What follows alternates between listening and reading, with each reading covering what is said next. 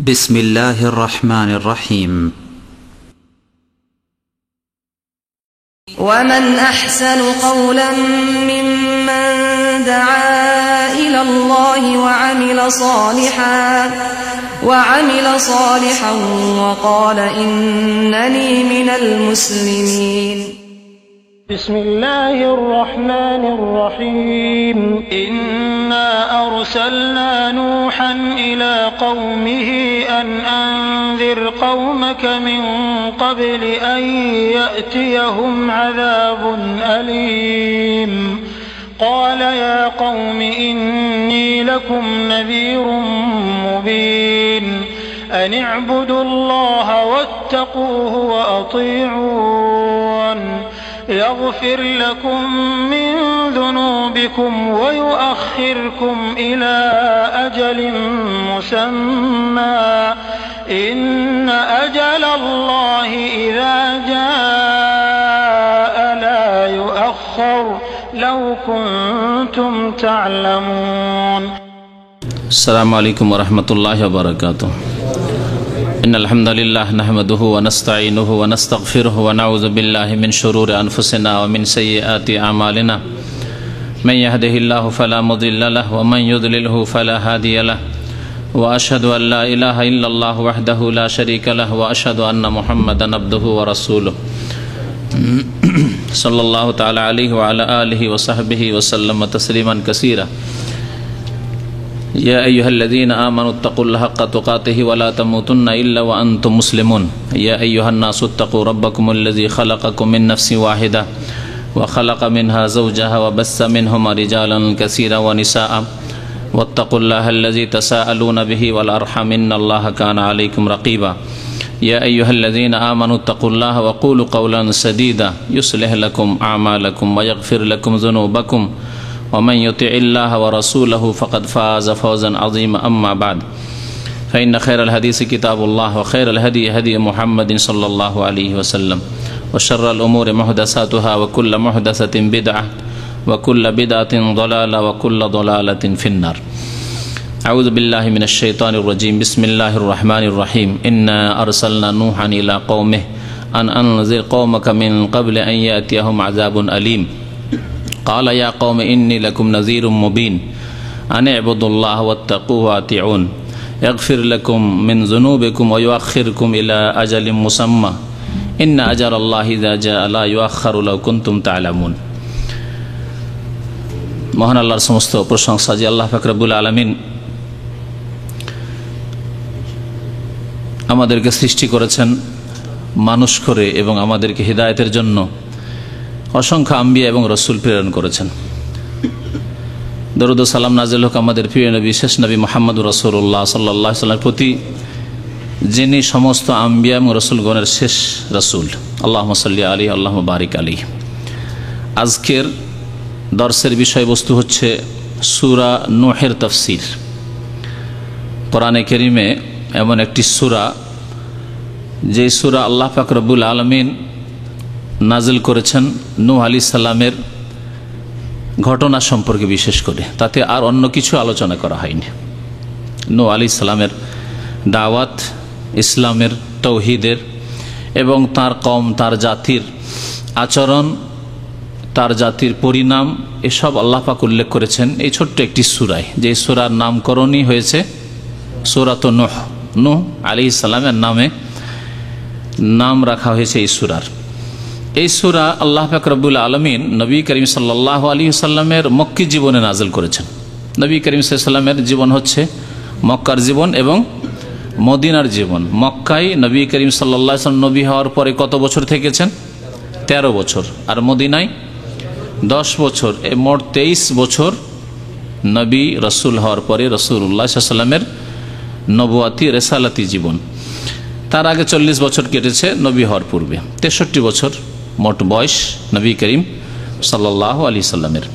আল্লাহ পাক রব্বুল আলামিন এই সূরা নূহ নাজিল করে নবী করিম সাল্লাল্লাহু আলাইহি ওয়াসাল্লামকে মক্কার জীবনে সান্ত্বনা দিতে চেয়েছেন, বিশেষ করে নবী করিম সাল্লাল্লাহু আলাইহি ওয়াসাল্লামকে এবং তার পথের অনুসারী সাহাবায়ে কেরামদের জামানা থেকে শুরু করে কিয়ামত পর্যন্ত যারাই দ্বীনের দাওয়াতের কাজ করবে এবং দাওয়াতের কাজ করতে গিয়ে অল্প কিছু লোক মানবে, অধিকাংশই অমান্য করবে, সেই ক্ষেত্রে হাহুতাশ করলে হবে না, আক্ষেপ আফসোস করলে হবে না, পেরেশান হলে হবে না, অথবা নিজের দাওয়াত নিজের মিশন ছেড়ে দিলে হবে না, বরং নিজের কাজ চালিয়ে যেতে হবে। নতিজার মালিক, ফলাফলের মালিক, রেজাল্টের মালিক আল্লাহ পাক রব্বুল আলামিন। আপনার হাতে আল্লাহ পাক কতজনকে হিদায়াত করবেন, সঠিক রাস্তায় নিয়ে আসবেন, সেই কাজটি আপনার নয়, আল্লাহ পাক রব্বুল আলামিনের। আপনার কাজ হচ্ছে এই পথে মেহনত পরিশ্রম করা, শ্রম দেওয়া। এবং জুলম অত্যাচার হবে যখন আপনি সত্য কথা বলবেন, হকের কথা বলবেন, আম্বিয়া এবং রসুলগণের ওপর যেমন হয়েছে। নূহ আলাইহিস সালামের ওপর যেমন জুলম অত্যাচার হয়েছে, মানসিক, দৈহিক, এবং তার সাথে যে বেয়াদবি করেছে জাতি, এইরকম বেয়াদবি করবে প্রত্যেক জাতি, এ কথাও আল্লাহ পাক রব্বুল আলামিন জানিয়ে দিতে চেয়েছেন রাসূলুল্লাহ সাল্লাল্লাহু আলাইহি সাল্লামকে, যে আগের নবী রাসূলগণের সাথে যা হয়েছে, আর বিশেষ করে নূহ আলাইহিস সালামের সাথে, আর তা আপনার মতো এই 13 বছর নয় আর 23 বছর নয়, বরং 950 বছর, 100 বছর নয়, 200 না, 300 না, 950 বছর ধরে শুধু তৌহিদের দাওয়াত, ইসলামের দাওয়াত, আল্লাহর প্রতি ঈমানের দাওয়াত, পরকালের প্রতি বিশ্বাসের দাওয়াত, ভালো কাজের দাওয়াত এবং মন্দ কাজ থেকে বেঁচে থাকার দাওয়াত দিতে থেকেছেন নূহ আলাইহিস সালাতু ওয়াস সালাম।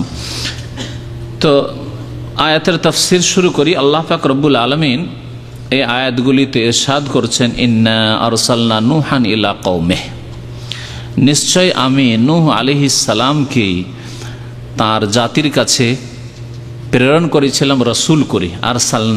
আরসালনা মানে প্রেরণ করা, আরসালনা মানে পাঠানো, আরসালনা মানে রসুল করে প্রেরণ করা, রসুল বানানো। যাকে পাঠানো হয়, প্রেরণ করা হয়, তাকে রসুল বানানো হয়, দূত বানানো হয়। তো আল্লাহ পাক বলছেন, ইন্না আরসালনা নূহান, নিশ্চয় আমি আল্লাহ পাক রব্বুল আলামিন কি করেছিলাম, নূহ আলাইহিস সালামকে রসুল করে প্রেরণ করেছিলাম, ইলা কওমিহি, তার জাতির কাছে। কি উদ্দেশ্যে, কি বলার জন্য, কি মিশন নিয়ে? আনজির কওমাকা, যে হে নূহ, তুমি তোমার জাতিকে সতর্ক করো। আনজির মানে সতর্ক করো, আল্লাহর আযাব থেকে সতর্ক করো, আল্লাহর বিরুদ্ধাচরণ থেকে, নাফরমানি থেকে সতর্ক করো, পাপ থেকে, অন্যায় কাজ থেকে সতর্ক করো। পাপ অন্যায় থেকে, কুফরি থেকে বেঁচে না থাকলে আল্লাহর আযাব আসবে। তাহলে আল্লাহর আযাব থেকে সতর্ক করা মানে পাপের কাজ থেকে, কুফরি থেকে সতর্ক করা। আর কুফরি থেকে, অন্যায় থেকে, পাপ থেকে সতর্ক করা মানে আল্লাহর আযাব থেকে সতর্ক করা। কারণ পাপ, গুনাহ, কুফরি এইসব হচ্ছে আল্লাহ পাকের আযাব আসার কারণ। আনজির কওমাক, হে নূহ, তুমি তোমার জাতিকে সতর্ক করো, মিন ক্বাবলি আন ইয়াতিয়াহুম আযাবুন আলীম, তাদের নিকটে মর্মান্তিক শাস্তি বা যন্ত্রণাদায়ক আযাব, আযাবুন আলীম। আলাম মানে ব্যথা, বুঝেন না? আলাম আজকালকে বুঝেন, এখানে যারা আছেন, আলাম মানে কি? ব্যথা। কোন জায়গায় পেন করছে, আপনারা কি বলছেন? ফি আলাম। যদি আরবি ডাক্তার থাকে তো গিয়ে কি বলবেন? হয় অর্ধেক ইংলিশ, অর্ধেক বাংলা, বাংলা তো বুঝবেন না, অর্ধেক ইংলিশ, অর্ধেক আরবি করে বুঝাবার চেষ্টা করবেন। তো ফিপাল আলাম, ফিপেন, হ্যাঁ, এই করে হয়তো ইংরেজিও ফুল জানছেন না, আরবিও ফুল জানছেন না, তো এদিকে একটু এদিকে একটু করে বুঝাবার চেষ্টা করবেন। তো আলাম থেকে হচ্ছে আলিম, আলাম থেকে হচ্ছে আলিম, মানে এমন আযাব যা অত্যন্ত ব্যথাদায়ক, যন্ত্রণাদায়ক, মর্মান্তিক আযাব। কালা ইয়া কওম, এই আযাব আসার পূর্বে, কারণ আযাব চলে আসলে আর কাজ হবে না, আযাব দূর হবে না, আর আযাব দেখে তখন ঈমান নিয়ে আসলে আর কাজ চলবে না। এই জন্য আল্লাহ পাক রব্বুল আলামিন কোন জাতিকে, মাত্র একটি জাতি ছাড়া, কোন জাতিকে মাত্র একটি জাতি ছাড়া, সেই জাতির কথা আপনাদের জিজ্ঞেস করব, আযাব দেখিয়ে দেওয়ার পরে আর অবসর দেননি, ছাড় দেননি। আযাব দেখে নিয়েছো, এখন যে আর বাঁচবে এই উপায় নেই। ফেরাউনও আযাব দেখার পরে কলিমা পড়েছিল, ঈমানের উচ্চারণ করেছিল। হ্যাঁ, এইরকম যে কোনো জাতি, নূহ আলাইহিস সালামের জাতি যখন দেখলো যে এখন তো ডুবে শেষ হয়ে যাচ্ছে, তখন তারাও ফিরে আসার কথা ভেবেছিল অথবা বলেছিল, কিন্তু এইরকম এই পাপিষ্ট যখন মওতের মুহূর্তে পৌঁছে যায় আর আযাবের ফেরেশতাদেরকে দেখে নেই, তখন তওবা করে বলে রব্বের জীবন আল্লাহ একবার ফিরিয়ে দাও, রব্বের জীবন লাআল্লি আমালু সালিহান, একটু ভালো আমল করে ফিরে আসবো, আর এরকম ভুল করবো না আল্লাহ, এরকম বেনামাজি হব না, যা করেছি আল্লাহ তুমি মাফ করে একটু সময় দাও, কিছুদিন সময় দাও। আল্লাহ বলে কাল্লা, কোশ্চিন কালো না, হবে না। আযাব দেখার পরে কোন জাতিকে সে মালাকুল মউত যে মৃত্যুর মুহূর্তে পৌঁছে গেছে, আযাবের ফেরেশতা পৌঁছে গেছে, এরকম আযাব হোক অথবা আসমানি আযাব হোক, জমিনি আযাব হোক, কোন জাতিকে জাতি পর্যায়ে আল্লাহ পাকের আযাব হোক, যেমন আগের উম্মতগুলিতে এসেছে, যেসব কাফের উম্মত, পাপিষ্ট উম্মত, সেসব ধ্বংস করার জন্য, লূত আলাইহিস সালামের জাতিকে ধ্বংস করার জন্য, আরো বহু জাতিকে আদ সামুদকে ধ্বংস করার জন্য যেসব আযাব এসছে, তখন তারা ফিরে আসলে আল্লাহ পাক আর সুযোগ দেননি। একমাত্র একটি জাতি, কোন জাতি? ইউনুস আলাইহিস সালামের জাতি। কোরআনে কারিমে বলছে ইল্লা কওমা ইউনুস, তবে ইউনুস আলাইহিস সালামের কওমকে আযাব, আসমানে আযাব দেখে নিয়েছে। দেখার পরে যখন মাঠে দৌড় দিয়ে সব ছেলে মেয়ে বাল বাচ্চা গরু ছাগল বেঁধে নিয়ে আল্লাহর সামনে এবার কান্নাকাটি শুরু করে দিল, আর ইউনুস আলাইহিস সালাম তো রাগ করে জাতিকে ছেড়ে দিয়ে চলে গেছেন, আল্লাহ পাক তাদেরকে মাফ করে দিয়েছিলেন।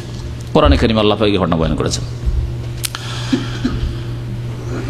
এই জন্য আল্লাহ পাক বলছেন যে ওদেরকে সতর্ক করো, মিন কাবলি আইয়াতিয়াহুম আযাবুন আলীম, তাদের নিকটে মর্মান্তিক আযাব আসার পূর্বে সতর্ক করো। কারণ সতর্ক হওয়ার সময় এখন সময়, মওত চলে আসবে আর সতর্ক হবেন, আর সতর্ক হয়ে লাভ নেই। পশ্চিম দিক থেকে সূর্য উঠে যাবে আর সতর্ক হবেন, সকলে সারা বিশ্বের মানুষ সতর্ক হবে, আর লাভ নেই। এই জন্য তওবার দরজা কখন বন্ধ হয়? দুইটি ক্ষেত্রে তওবার দরজা বন্ধ হয়ে যায়। একটি ক্ষেত্রে প্রত্যেক মানুষের ওপর এই সময়টি আসে, সেটা হচ্ছে মৃত্যু মুখে যখন পতিত হয়ে যায়, মৃত্যুর মুহূর্ত চলে এসেছে, আযাবের ফেরেশতাদেরকে অবলোকন করে নিয়েছে, দেখতে পেয়ে নিয়েছে যে আর উপায় নেই, আমাকে যেতেই হবে। জিভা বের করেছে, চোখ বড় বড় করে দিয়েছে, হায় আমার বিবি গেল রে, হায় রে আমার ছেলে মেয়ে গেল, হায় কি হলো আমার ছেলে, 1 বছরের ছেলে এতিম হয়ে যাবে রে, হ্যাঁ এত ধন সম্পদ আমি কিছু ভোগ করতে পারলাম না, হায় নতুন বাড়ি করলাম, একদিনও থাকতে পারলাম না, কি করলাম, হায় কি করলাম।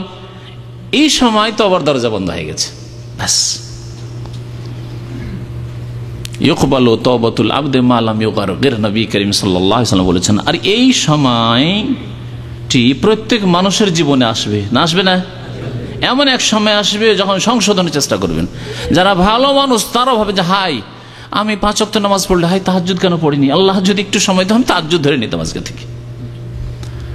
হাই আমি দিন কেন শিখিনি, অনেক কিছু জানি না, আমি কেন শিখিনি, যদি কিছু আর সময় পেতাম অনেক কিছু শিখতাম। হাই আমার অনেক কিছু করার ছিল, করণীয় অনেক কিছু করিনি, যদি একটু সময় পেতাম আরো কিছু করতাম। প্রত্যেকে আফসোস করতে থাকবে, হাই কি করলাম, হাই কি করলাম, 60 বছর 70 বছর বয়স চলে গেল, আমি তো জানি না যে হঠাৎ করে এই সময় মওত চলে আসবে। আমি ভাবছিলাম আরো 10 বছর বাঁচবো, আরো 20 বছর বাঁচবো, আরো সময় আছে। এই সময় তওবার দরজা বন্ধ হয়ে যাবে, প্রত্যেকের তওবার দরজা বন্ধ হয়ে যাবে। আরেকটি তওবার দরজা হচ্ছে আম দরজা, সেই দরজা যারা কিয়ামতের সময় দুনিয়ায় বেঁচে থাকবে, পৃথিবীতে থাকবে, ওই সব মানুষের দরজা, সকল মানুষের দরজা একসাথে বন্ধ হয়ে যাবে তওবার দরজা। সেটি হচ্ছে হাত্তা তাতুলা শামসু মিন মাগরিবিহা, নবী করিম সাল্লাল্লাহু আলাইহি ওয়াসাল্লাম বলেছেন যখন পশ্চিম দিক থেকে সূর্য উদয় হয়ে যাবে তওবার দরজা বন্ধ হয়ে যাবে। তওবার দরজা বন্ধ হওয়ার আগে মিন কাবলি আইয়াতিহুম আযাবুন আলীম, সতর্ক হয়ে যেতে হবে আমাদেরকে।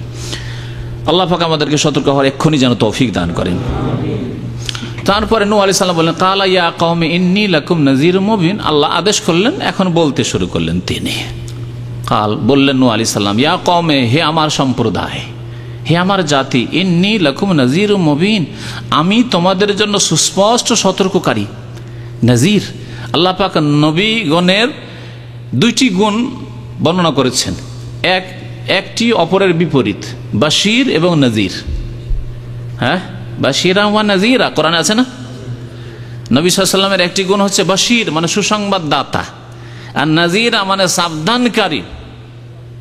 হ্যাঁ, সাবধানকারী, সতর্ককারী, দুটি বিপরীত শব্দ না? সুসংবাদ যে দেয় সে তো সাবধান করে না, সুসংবাদ দিচ্ছে মানে ভালো খবর দিচ্ছে আপনাকে। তো সুসংবাদ কার জন্য নবী রাসূলগণ দিয়ে থাকেন?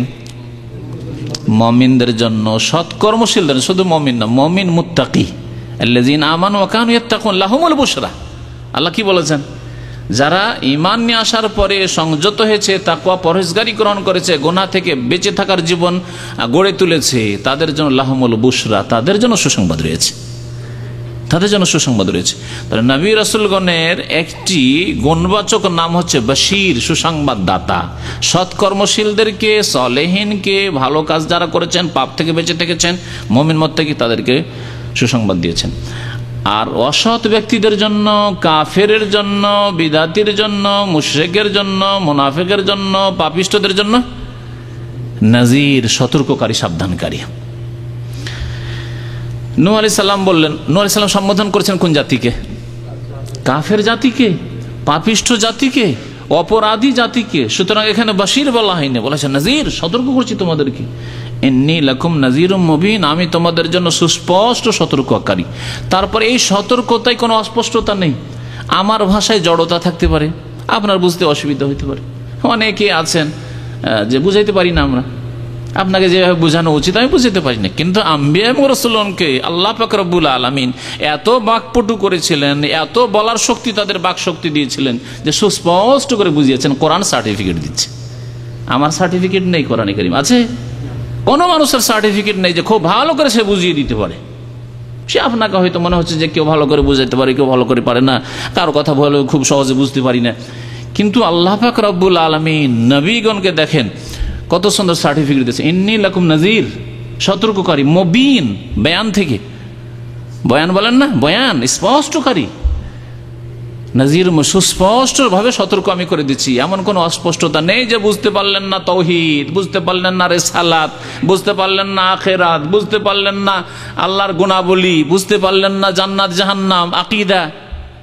নাজির মুবিন